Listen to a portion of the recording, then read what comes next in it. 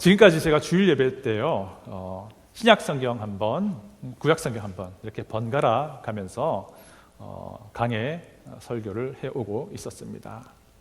그 순서가 지금까지 보니까요, 에베소서, 하박국서, 그리고 이제 요한복음이었습니다. 참고로요, 수요 가정 예배 때 본문은요 어떻게 나갔냐면요, 룻기, 요한일서, 에스라, 지금 이제 요한이서입니다. 요한복음 저희가 보니까요 1장부터 4장까지를 살펴보았어요. 제가 보니까 횟수를 헤아려 보니까 13번이었어요. 13번. 여러분 이제 학자에 따라서 견해가 다르긴 한데요, 요한복음에는 6월절이 3번 혹은 4번 나온다라고 이제 의견들이 있습니다. 1장부터 4장까지 요한복음요, 거기에 이제 첫 번째 6월절이 등장하는 1년간의 그 예수님의 사역에 대한 내용이에요. 그래서 5장부터가 이제 두 번째 6월절이 시작되는 거예요. 그러니까 우리가 이제 살펴본 1장부터 4장까지가 예수님의 첫 번째 공적인 사역 중에서 첫 번째 6월절이 있는 기간인 거죠. 그래서 이제 제가 이 시점에서 요한복음 잠시 한번 쉬었다가 이제 구약 성경 본문을 이제 설교하기를 원하는데요. 그리고 다시 끝나면 이제 요한복음 다시 돌아갈 겁니다. 요한복음 시즌 2가 있습니다. 네. 그래서 제가 오늘 선택한 이제 구약 성경은요, 학개서와 스가랴서입니다. 학개 선지자, 스가랴 선지자는요, 같이 얼굴을 마주 보면서 동시대에 하나님의 말씀을 전했던 선지자였어요. 그래서 제가 이 본문을 선택을 했습니다. 다시 한번 우리가 요한복음 시즌 2로 돌아갈 것을 약속을 드리면서요, 오늘부터는 이제 구약의 학개 선지자 그리고 스가랴 선지자를 통해서 우리에게 주시는 하나님의 말씀이 무엇인지 좀 살펴보고자 합니다. 여러분, 우리가 살다 보면요, 잠시 쉬어가야 할 때가 분명히 있어요. 몸이 너무 힘들면 쉬어야 합니다. 안 그러면 몸 탈나잖아요. 때로는요, 우리의 마음이 참 힘들 때도 있어요. 그래서 휴식을 해야만 하는 그런 상황에 있을 수도 있습니다. 저는요, 지난 여름에 용감하게도 휴가를 가졌습니다. 이게 무슨 말인지 알죠? 담임 목회자가 첫 부임한 그 첫 해에 휴가를 갖는 게 그렇게 쉬운 일만은 사실 아니에요. 어쨌든 저는 그때 이제 휴가를 보냈는데요, 사실 그때 제 마음이 굉장히 힘들었었습니다. 아마 생수기에 부임하자마자 터져버린 그 코비드-19 팬데믹 영향이 크지 않았을까 생각을 이제 합니다. 나름대로 제 계획도 있고 생각도 있었는데 그건 아무것도 하지 못하고 그런 상황에서 아마 정신적으로 많은 스트레스가 있었던 것 같아요. 자, 그렇게 쉬고 나서 이제 일상으로 돌아오니까 한결 좋아졌어요. 우리 교회는 어떻습니까? 코비드-19 때문에 대부분의 일상적인 우리 교회 활동을 멈추고 있습니다. 사실 이 팬데믹이 이렇게까지 오래 갈지는 아마 예상을 못한 분들도 많이 있으실 거예요. 만약 우리가 성도라면요, 누가 주일 예배 모이는 것을 쉬기를 원하겠어요? 그런 사람 아무도 없어요. 그런데 이게 뭡니까? 어쩔 수 없는 상황인 거예요. 다 모이기가 힘든 거예요. 우리는 성도로서 함께 모여서 하나님께 예배드리기를 원하는데 어쩔 수 없는 상편이 된 것이죠. 우리를 원하는데도 말이죠. 우리 생수교회도 본의 아니게 사실은 쉼을 가지고 있다라는 생각을 하게 됩니다. 일상적인 교회 활동을 하지 못하는 것, 이런 상황이 어쩌면 지금은 쉬어가는 때라는 생각을 하게 되기도 합니다. 지난해 3월 22일부터요, 우리 교회는 팬데믹 체제로 전환되었어요. 거의 1년이 되는 시점이죠. 그래서 제가 생각에 이 시점에 현재 쉬어가고 있는 이때에 우리 교회와 또 우리를 좀 돌아봐야 될 필요가 있지 않나 생각을 하게 됩니다. 그래서 오늘 우리는요, 잠시 쉬어야 할 때라는 제목으로 하나님 말씀을 좀 나누고자 합니다. 제가 말씀을 본격적으로 나누기 전에 퀴즈 하나 드려볼게요. 퀴즈 시간입니다. 먼저 설명을 드립니다. 여러분, 이스라엘 왕국 시대를요, 이스라엘 왕국의 시대를 구분하면요, 크게 4가지로 구분할 수 있어요. 첫 번째는 단일 왕국, 단일 왕국 시대라고 할 수 있고요. 그 뒤를 이어서 분열 왕국 시대라고 부릅니다. 그리고 그 뒤로 이어서 바벨론 포로 시대라고 하고요. 또 그 뒤를 이어서 포로 이후 시대, 포로에서부터 돌아온 시대라고 말합니다. 여러분 대충 이제 그림이 그려지나요? 제가 이 말씀을 드린 이유가요. 여러분들 이 프레임을 가지고 구약성경을 읽어보면요, 좀 더 이해가 쉽기 때문입니다. 여러분 사울 왕, 그 다음 왕이 누구였죠? 다윗, 다윗의 아들 솔로몬, 요 세 명의 왕이 통치하던 시기를 이제 단일 왕국 시대라고 해요. 자, 그리고 솔로몬의 아들 르호보암이라는 아들이 통치했던 남유다, 그리고 그 당시에 여로보암이라고 하는 사람이 통치하게 되었던 북이스라엘이 나누어진 시대, 그때를 이제 분열 왕국 시대라고 합니다. 그리고 여러분들이 아마 역대기서, 열왕기서를 쭉 읽다 보면 대부분 이 분열된 왕국에 대한 왕들의 이야기가 쭉 나오게 될 거예요. 그리고 어떻게 됩니까? 북이스라엘은 아수르에 의해서 멸망당해요. 주전 722년경이라고 다들 알려져 있는데요. 자, 그리고는 그 아수르에게 멸망당하고 북이스라엘의 사람들이 아수르에 의해서 다른 곳곳으로, 세계 곳곳으로 퍼지게 돼요. 그리고는 아수르가 점령했던 다른 지역의 사람들을 또 옮겨다가 이 북이스라엘 지역에 살게 하는 거예요. 자, 그런 일이 벌어졌습니다. 그리고 한 136년쯤 지나서 남유다 역시 바벨론이라고 하는 나라에 의해서 멸망하게 됩니다. 그리고는 바벨론에 의해서 세 차례에 걸쳐서 포로로 잡혀가요. 그리고는 이 바벨론 제국 전체에 퍼지게 됩니다. 이 시기를 이제 바벨론 포로 시대라고 불러요. 그리고는 하나님의 때가 되어서 이 사람들이 어떻게 되죠? 다시 본국으로 돌아옵니다. 돌아와서 이제 성전을 짓게 되는 모습이 나오는데, 그때를 이제 포로 이후 시대라고 불러요. 자, 이제 퀴즈 나갑니다. 퀴즈에 상품이 빠지면 심심하죠. 자, 그러면 학계 선지자는 언제 활동한 선지자입니까? 손을 들으십시오. 포로기? 또 포로 이후. 자, 다른 분들 판단해 주십시오. 포로기가 맞을까요? 포로 이후가 맞을까요? 포로 이후입니다. 감사합니다.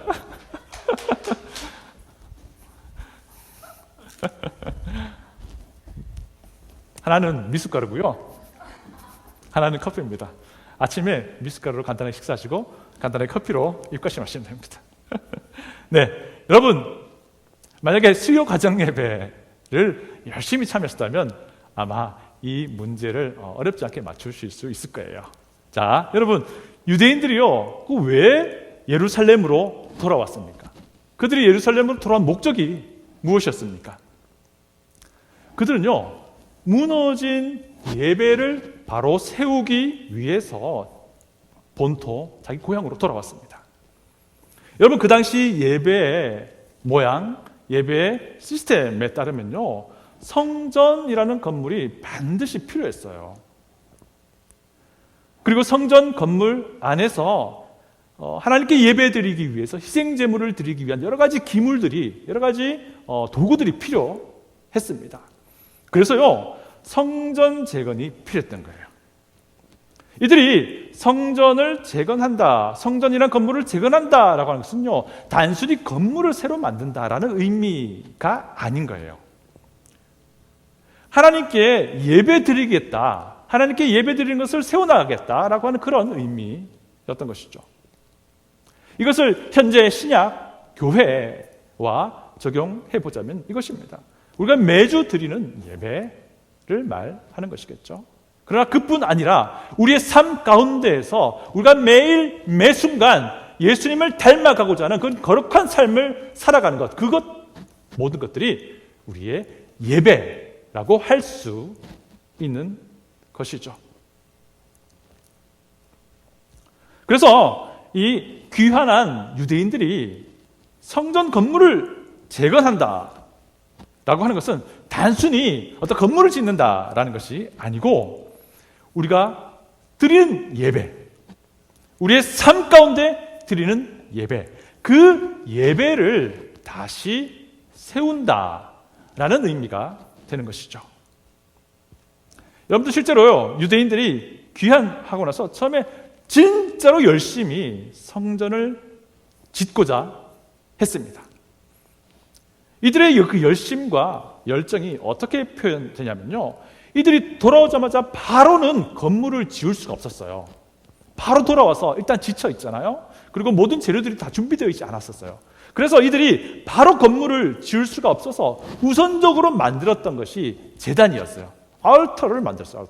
제단을 만들고 하나님께 먼저 예배드렸습니다. 왜냐하면 하나님께 희생제물 드리며 예배드리기 위해서 가장 필요한 필수적인 품목이 제단이었거든요. 먼저 이들이 모여서 제단을 만들고 하나님께 희생제물 드리며 예배를 드렸던 것이죠.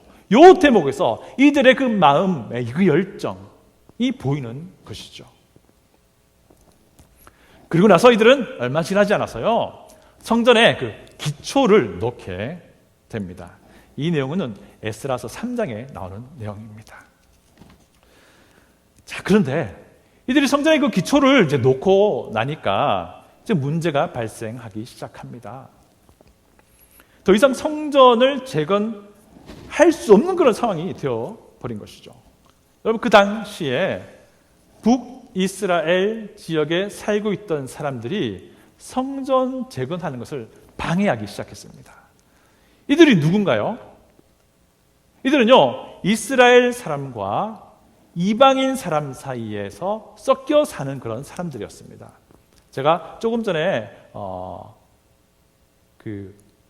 바벨론 포로기 이야기 들으면서 북이스라엘이 주전 722년경에 아수르에 멸망당하고 아수르의 그 정책에 따라서 북이스라엘 사람 일부가 아수르 제국 전체로 흩어지고 또 아수르 제국에 있는 다른 이방인들이 또한 강제로 북이스라엘에 이주해서 살았다 했잖아요. 그 이후로 북이스라엘에 있는 유대인들이 자신의 신앙을 점점점 포기하게 됩니다. 이방인들과 섞여 살면서, 심지어는 이방인들과 결혼하면서 그들의 신앙을 잃어버리기 시작하는 겁니다. 그래서 이들이 누구냐면요, 어떤 생각을 가지고 있었냐면, 이스라엘의 여호와 하나님도 여러 신들 중에 한 신, 이방인들의 신들도 여러 신들 중에 한 신이라고 이렇게 믿었던 사람들인 거예요. 이것을 우리는 혼합주의라고 부르긴 하는데요, 어쨌든 이들이 어떤 제안을 하냐면요, 우리도, 자기네들도 성전을 재건하는 일에 함께 하겠다라는 제안을 하는 거예요. 그런데 문제가 뭡니까? 이들의 신앙은요, 성전을 재건하기 위해 귀환했던 예루살렘으로 돌아왔던 그들의 신앙과는 완전히 다른 것이었던 거예요. 그래서 이들이 만약에 성전 재건에 동참하게 된다면 무엇이 보입니까? 유일하신 하나님을 섬기는 그들의 신앙마저도 위협을 받게 될 것임이 자명했던 거예요. 그래서 어떤 결정을 그 당시에 내리냐면요, 우리 본문에도 나오는 지도자인데요, 그 당시에도 마찬가지 스룹바벨과 여호수아가 적극적으로 이것을 반대합니다. 그래서 그들이 성전 재건에 동참하지 못하도록 한 거죠. 제가 보기에 굉장히 현명하고 지혜로운 그리고 확실한 결정이었습니다. 자, 그런데 문제는 이 결정 때문에 성전을 더 이상 만들어 나갈 수가 없게 된 것입니다. 북이스라엘 지역에 혼합주의 신앙을 가졌던 사람들이 이제 적극적으로 성전 재건을 방해한 거예요. 기분 나쁘다는 거예요. 도와주겠다 했는데 거절당했으니까. 그래서 그들이요, 바사 제국의 왕과 관리들에게 뇌물을 주기까지 합니다. 결국 바사 제국의 후원 없이는 그 당시에 성전을 재건하는 일 자체가 굉장히 힘든 상황이었습니다. 왜냐하면 이스라엘 사람들이 바벨론 제국 전체에 흩어져 있다가 옛날 본토로 돌아오게 된 것이 페르시아 바사의 첫 번째 왕 고레스 왕의 명령에 따라 왔기 때문입니다.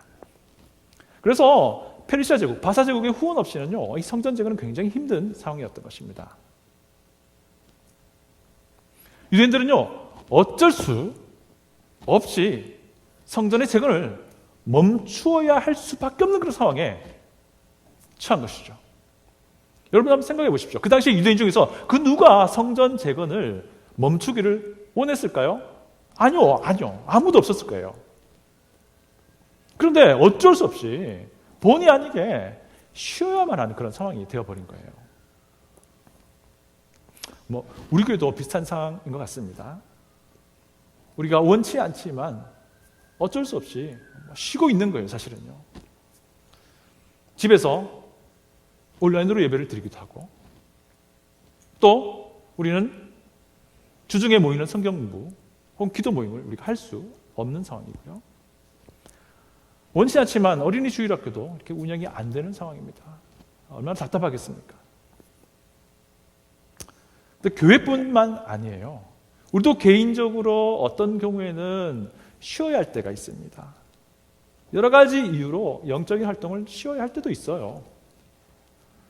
질병 때문에, 혹은 체력적인 이유 때문에, 또 그 마음에 힘든 그런 어떤 마음 때문에 그런 일이 있을 수 있습니다. 그러면 우리는 그 쉬는 시간을 통해서 자신을 생각해보고 상황을 정리 한번 해보고 또 하나님의 말씀으로 충전을 받고 다시 영적인 일상으로 복귀하는 것, 아주 좋은 일이에요. 필요합니다. 하나님은요, 어쩔 수 없이 성전 재건을 멈추어야만 했던 유대인들에게 선지자를 보낸 겁니다. 학계 선지자. 본의 아니게 쉬고 있던 유대인들에게 한때 열정을 가지고 뚜렷한 분별력을 가지고 예배를 세우고자 했었지만 지금은 어쩔 수 없이 쉬어야만 하고 있는 이 사람들에게 하나님이 학계 선지자를 보내셔가지고요, 이제는 성전을 재건하라라고 이제 명령을 하고 계십니다. 왜냐하면요, 처음에는 어쩔 수 없는 멈춤이었습니다. 그런데 이제 지금 학계 선지자가 하나님의 말씀을 선포하던 그때의 이들은요, 자기를 위한 멈춤이 되어버렸기 때문입니다. 그래서 오늘 본문을 통해서요, 팬데믹으로 인해 또 원치 않게 쉬어가고 있는 우리 교회를 향한 하나님의 교훈이 무엇인지 한번 좀 살펴보고자 합니다. 첫 번째, 어쩔 수 없이 쉬어야 한다면요, 공동체 차원에서는요, 지도자가 깨어 있어야 한다는 것입니다. 여러분, 선지자 학계를 통한 하나님의 말씀이 처음에 누구에게 주어진지 아십니까? 1절 하반절을 보시면요, 귀환한 이스라엘의 지도자였던 두 사람에게 주어집니다. 제가 1절을 읽어 드릴게요. 다리오 왕 제2년 6째 달 곧 그 달 초하루에 여호와의 말씀이 선지자 학계로 말미암아 스알디엘의 아들 유다 총독 스룹바벨과 요사닥의 아들 대제사장 여호수아에게 임하니라 이르시되. 여러분, 이게 두 사람 이름 나오죠. 스룹바벨과 여호수아. 에스라서에 따르면 여호수아는 예수아로 불려집니다. 이 두 사람에게 하나님은 이제 성전을 재건해라 라는 그런 꾸짖음의 말씀을 주고 있는 거예요. 여러분, 학계 선지자가 지적하는 이스라엘의 문제가 무엇입니까? 4절을 우리 다 같이 한번 읽어볼게요. 4절. 이 성전이 황폐하였거늘 너희가 이때에 판벽한 집에 거주하는 것이 옳으냐? 여러분, 이스라엘 백성들의 문제는요, 성전 건축에는 관심이 없고 오히려 자기 집을 꾸미는 일에 관심이 있다는 것이었어요. 여러분들, 판벽한 집이라는 표현 나오잖아요. 이게 무슨 말이냐면요, 진흙벽에 나무판을 댄다라는 의미예요. 이게 지금으로 따지면은 이런 겁니다. 집에 고급 인테리어 자재를 사용한다는 그런 뜻이라고 보시면 돼요. 이 말이 의미하는 바가 무엇입니까? 이들은 하나님을 예배하는 것보다는요, 자기의 욕심을 채우는 일에 더 관심이 많아졌다라는 겁니다. 여러분, 이 문제는요, 스룹바벨 개인의 문제가 아니었어요. 여러분, 이 문제는요, 여호수아 개인의 문제가 아니었습니다. 이스라엘 백성들의 문제였어요. 그러나 그럼에도 불구하고 하나님은 그들의 지도자에게 책망의 말씀을 하고 있다는 것입니다. 그만큼 리더의 역할이 중요하다라는 것이겠죠. 저는 생수교회의 담임 목사로서요, 정말 항상 깨어있고 싶습니다. 비록 부족함이 많은 것 저도 압니다. 하지만 하나님의 말씀에서만큼은 아주 민감하게 반응할 수 있는 사람이 되기를 원합니다. 그래서 여러분들께 부탁드립니다. 저를 위해서도 기도해 주시기 바랍니다. 그리고요, 우리 생수교회에는요, 재직이라고 불리는 부서장님들이 있어요. 그리고 여러분들의 목자님들 다 있습니다. 이들을 위해서도 기도해 주시기 바랍니다. 교회를 통해서 리더십이 주어졌다라고 하는 것은 어느 한 사람의 결정에 따른 것이 아닙니다. 여러 사람들의, 그 과정 속에 녹아있는 여러 사람들의 기도가 있는 것입니다. 그리고 그 과정 속에 역사하신 하나님의 인도하심이 있는 겁니다. 그래서 재직분들과 목자님들은 정말 항상 깨어 있으시기를 부탁드립니다. 그리고 우리 모든 성도님들은요, 여러분들의 목자님들을 위해서 기도해 주십시오. 그리고 부서장님들, 재직들 위해서도 기도해 주시기를 바랍니다. 그런데요, 사실 이렇게 임명된, 세워진 사람들만이 리더십을 가지고 있는 건 아니에요. 사실은 우리 모두가 이 생수 교회 안에서 리더십을 가진 자가 될 수 있어요. 여러분, 우리의 그 자그마한 그 한 가지 행동, 우리의 자그마한 그 말 하나하나가 이것을 보고 이것을 듣는 옆에 있는 사람에게 격려가 될 수 있다는 겁니다. 그렇다면 여러분들은 리더십을 가진 거예요. 여러분, 우리의 조그만 예수님을 닮아가고자 하는 그 열정, 그 마음이 우리 옆에서 그것을 보는 사람들에게는 힘이 될 수 있다는 겁니다.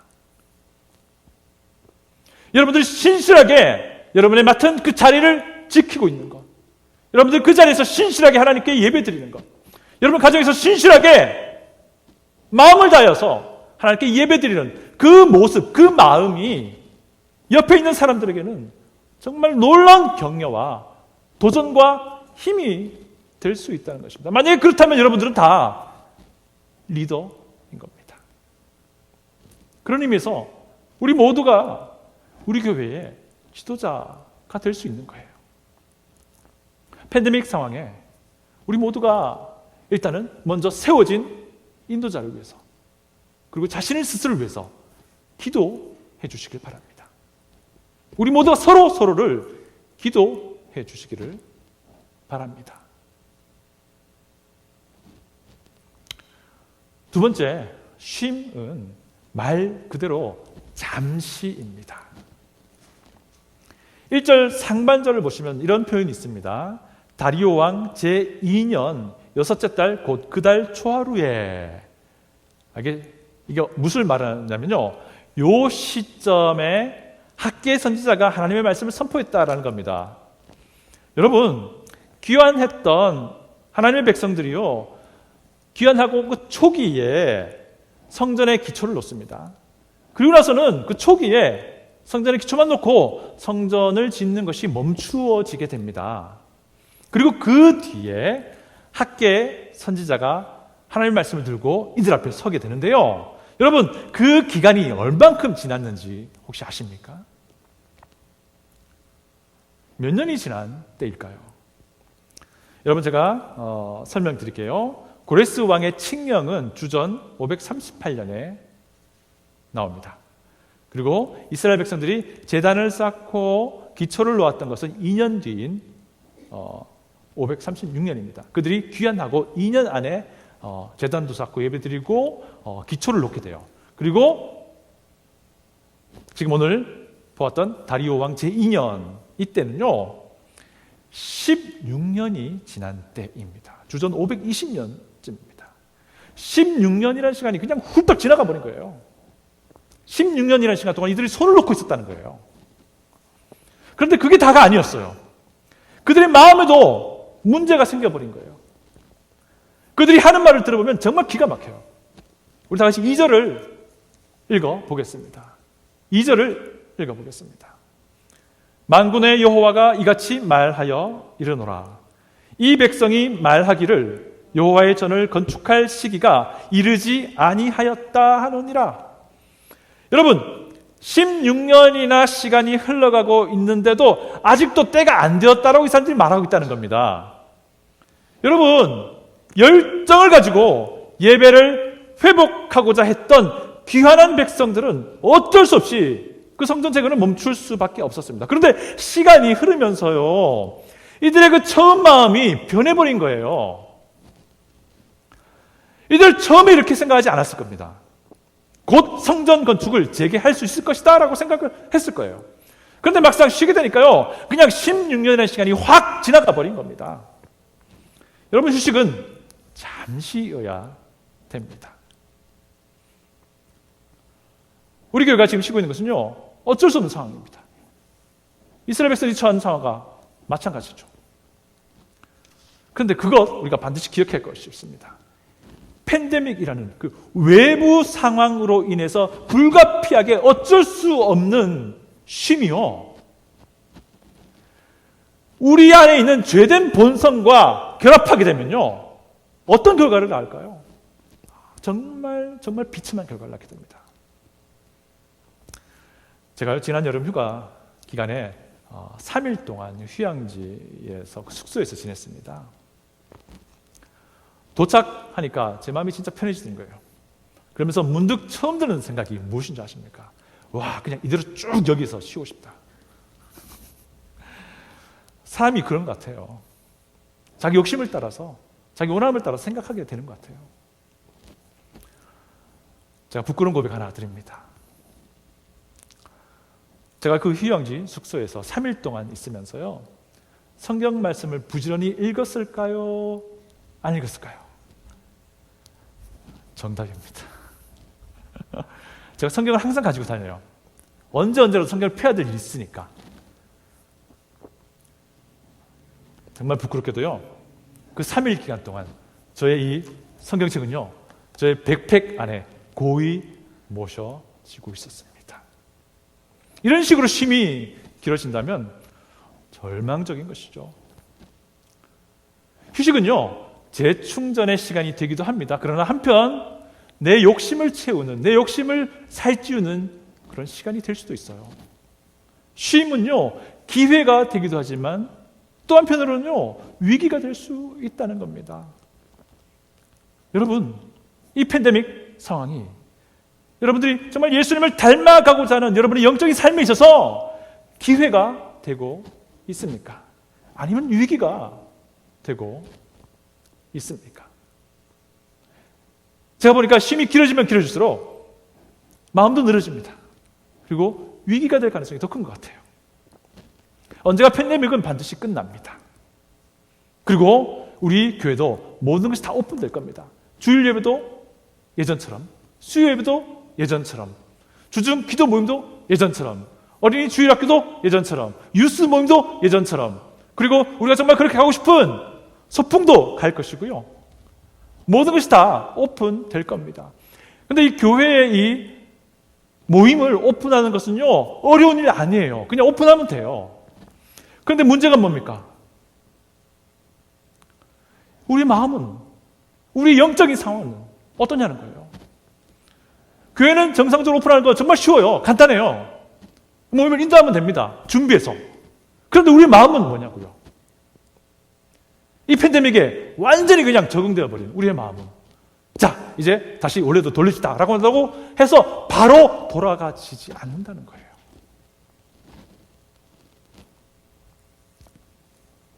그러면 어쩌라는 거예요? 우리가 원해서 되는 것도 아니고 어쩔 수 없는 상황인데 다른 방법이 없는 것 같아요. 그냥 부지런히 자기 자신을 돌아보는 수밖에.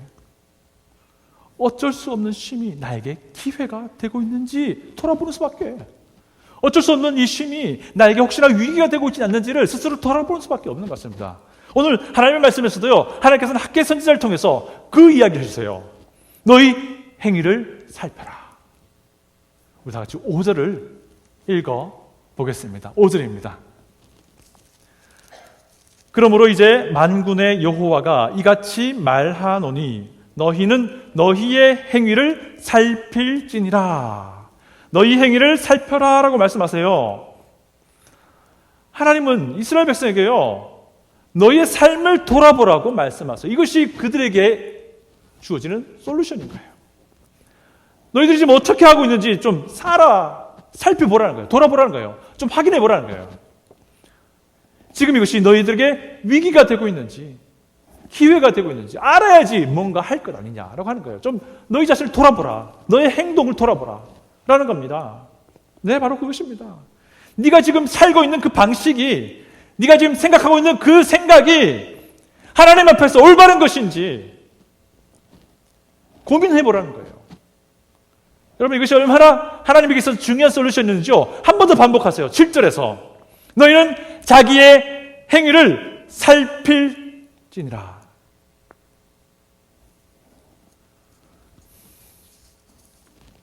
도대체 이들의 행위가 무엇이었길래 하나님은 두 번씩이나 너희 스스로를 좀 돌아보라 라고 말씀을 하시나요? 이들은 우선순위를 완전히 뒤틀려 버리는 생각을 합니다. 이들이 본국에서 돌아온 이유가 무엇이었습니까? 예배를 회복하는 것이었잖아요.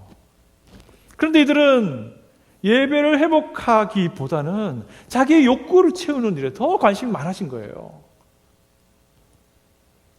학계 선지자를 통해서 하나님은요, 계속 두 가지를 비교하십니다. 성전의 그 모습과 지금 이스라엘 백성들이 살고 있는 자기들 그 집들의 모습을 자꾸 비교하세요. 성전은 폐허가 되어 있는데 너희 집은 도대체 어떤 모양이냐라고 말씀하세요. 4절에 보니까요, 성전은 폐허가 되었다, 황폐해졌다 라고 말씀하세요. 9절에서는요, 심지어 하나님께서 그 성전을 내 집이라고 말씀하시면서 내 집은 황폐해졌는데, 내 집은 다 폐허가 되어버렸는데 너희들은 고급스러운 나무 판때기를 너희 집에 지금 벽에다 붙이고 있다 라고 말씀을 하고 있습니다. 이 말이 무슨 말이에요? 좋은 집에 살지 말라는 게 아니에요. 우선순위가 틀어져 버린 그들의 삶의 방식, 그 넘어있는 그들의 마음을 지적하고 있는 것입니다. 그래서 하나님은 그들이 농사를 지어도 그들의 수고에 비해 턱없이 모자란 결실을 하게 하셨다는 것이고요. 그래서 그들을 올바르지 않는 행위 때문에 하나님은 심지어 가뭄도 내렸다라는 것입니다. 이런 행위를 저질렀던 근본적인 그들의 마음의 문제였음을 하나님이 계속해서 지적하고 계신다는 것입니다. 여러분, 9절을 우리 다 같이 읽어봅니다. 9절입니다. 너희가 많은 것을 바랐으나 도리어 적었고 너희가 그것을 집으로 가져갔으나 내가 불어버렸느니라. 나 만군의 여호와가 말하노라. 이것이 무슨 까닭이냐?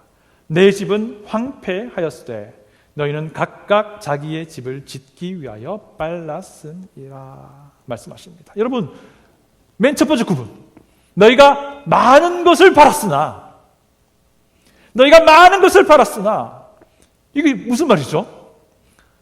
이스라엘 백성들의 본심인 거예요. 완전히 변질되어 버린 그들의 마음을 지금 그대로 보여주고 있습니다. 많은 것을 바랐다는 겁니다. 누굴 위해서? 자기를 위해서 말입니다. 저는 이 말씀 들으면서 꼭 마치 제 마음을 들킨 것 같았어요. 얼마나 속으로 부끄럽던지요. 이들은요, 쉬어가야 할 타이밍에 그것을 위기로 만들어버린 겁니다. 자기 안에 꽁꽁 감춰두었던 그 욕심들, 자기 안에 감춰두었던 그 죄된 본성들을 먹이는 데에, 살찌우는 데에 그 쉼이라는 시간을 활용하고 있다는 겁니다.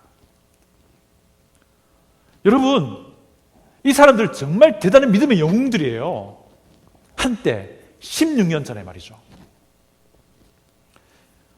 우리가 이제 성경을 읽잖아요. 우리 책을 통해서 이들의 역사를 이제 봅니다. 그러면서 이들이 바벨론 제국 여러 곳곳에서 살다가 자기 옛 땅 예루살렘으로 돌아왔다라는 소식을 접하는데 우리 이것이 굉장히 큰일이 아닌 것처럼 이렇게 여길 수도 있어요. 그러나 이들에게 있어서는 정말 엄청난 희생을 각오한 그런 본국으로의 돌아옴이었습니다.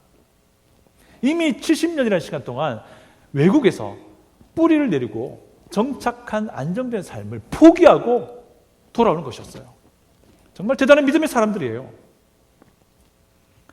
하나님을 향한 그 예배를 회복하기 위해 모든 것을 포기하고 본국으로 돌아온 사람들, 정말 대단한 믿음의 사람들인 겁니다.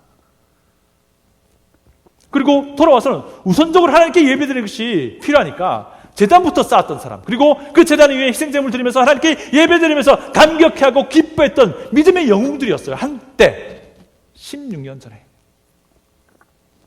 그리고는 성전 기초를 놓으면서 감격했던 사람들이에요.